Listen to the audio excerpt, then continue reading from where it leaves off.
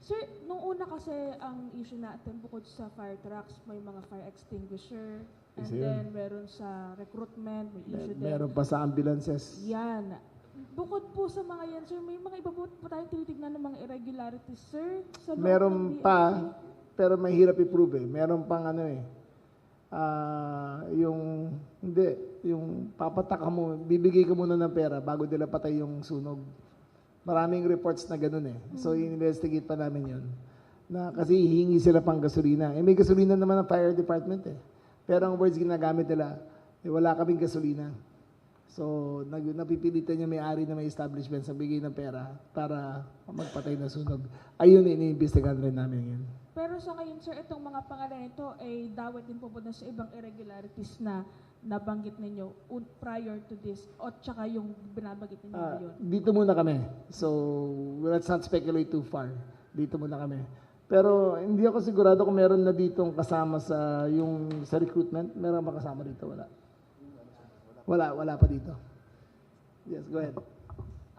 With regard to other anomalies that may be investigated further, there are actually other allegations we are receiving, no? Like, simula tinatag ni Secretary yung task force, we have received several complaints na iba-iba talaga. So, maliban dito sa procurement and recruitment at fire inspections, meron ding mga sinasabing scheme regarding promotion and assignment. So, merong sinasabing you have to pay para hindi ka i-assign somewhere far, yung mga hardship assignments.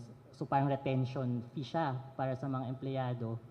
Meron ding allegations of heads of the procuring entities daw mismo yung contractors, but these are still preliminary allegations, no? And like we have said last briefing, madalas sa mga complaints that we are receiving are anonymous, kaya we're still in the process of verifying. Pero by the look of it, dun sa dami na pare-parehas, iba-ibang region, we can say na meron ding ganito pang ibang scheme maliban sa mga na reveal na ni Secretary. So we're still working on that, pero tama si Secretary, ang dami pa. And it's good that these are all coming out. To answer the question about morale, this is actually good for the morale. As we have also seen from the complaints we're receiving, relieved yung mga rank and file, yung mabababa na matagal na daw talaga nilang kinikimkim at chinatsaga yung corruption ng mga hepe nila. So I think, if anything, this is good for the BFP that we are cleaning out their ranks. Yun lang. Thank you. Vic Sumintak of Net25. Good morning, Secretary. Morning. Sir, under your leadership, naputol nyo na yung ecosystem ng corruption sa Bureau of Fire. So, may we know anong reforma ngayon ang ipapatupad ninyo para magkaroon talaga ng pagbabago? Well, I always believe in leadership. I always believe. Nung nilagay ko si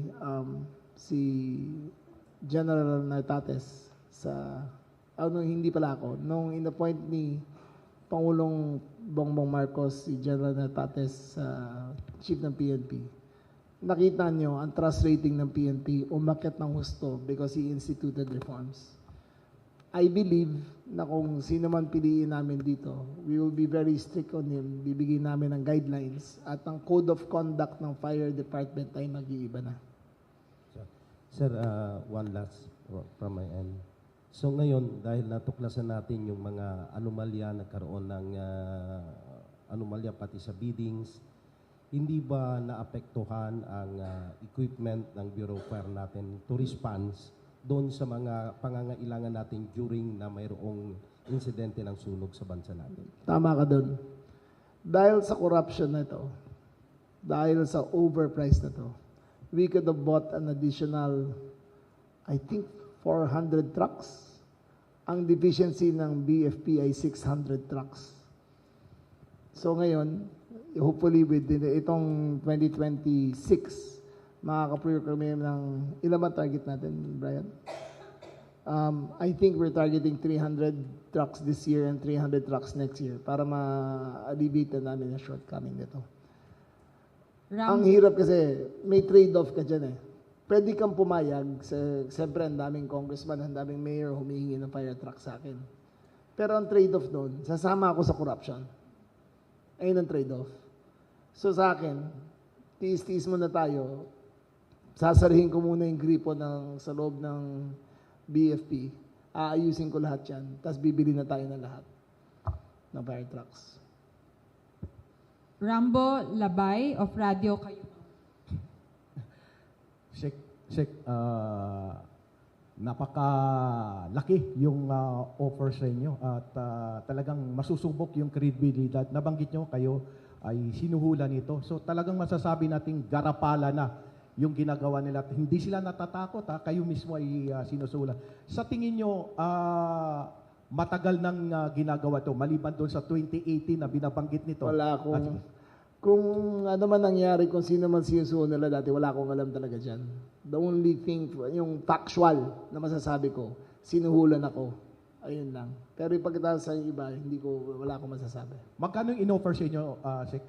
Bibili namin ng 200 fire trucks eh. So, 1.5 times 200 was 300 million for 1 year. So, kung sumakay lang ako sa sistema nila, easily 900 million to 1 billion ang pupunta sa akin. Easily. Pero, si Pangulong Mark Bongbong mismo nagsabi sa akin yan eh. Alam mo yung pera sa nakaw? Hindi mo pwede pakain sa anak mo yan eh. Ang karma lalabas sa mga anak mo. Wala sa dibdib ko na 5 anak ko na ipapakain ko sila ang pera na galing dito sa corruption na to. Yung nabanggit na may tinanggal sila doon, ano? Dapat sana transparency. Ano to? Paano tinanggal nila, Yusek? Asik? Hindi nila ginawa. Simple lang yan eh. Pero nandoon na. Nakalagay na doon, pero hindi nila ginawa, hindi nila apply. Hindi nila ginawa. Under our procurement law, dapat transparent and recorded po ang ating minutes. Wala silang ginawang minutes. For example, kailangan din that they should have a record of their deliberation sa back. Walang record ng deliberation sa back. And marami po silang, and there are other budgets of fraud, no? Aside from yung sinabi natin na guardrails. Some of them include the inclusion of specifications that have no relation, of no operational function. Example, I think nabanggit na to kanina ni Asik Brian, nilagay nila as one of the requirements ng fire truck ay dapat merong showroom. Hindi naman tayo bumibili ng SUV sa mall. Ang binibili natin fire truck. It's a pure barrier to entry ng other players. So kung sino lang ang may showroom, yan lang ang papayagan nilang mag-procure dito, mag-participate sa bidding.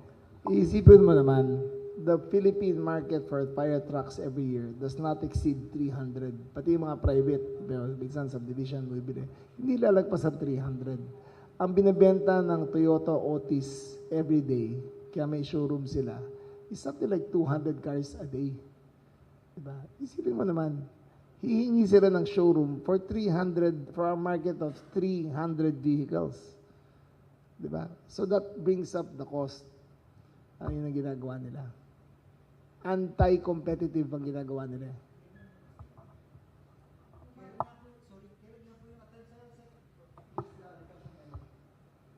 Umupo ako October 2024, January 2025.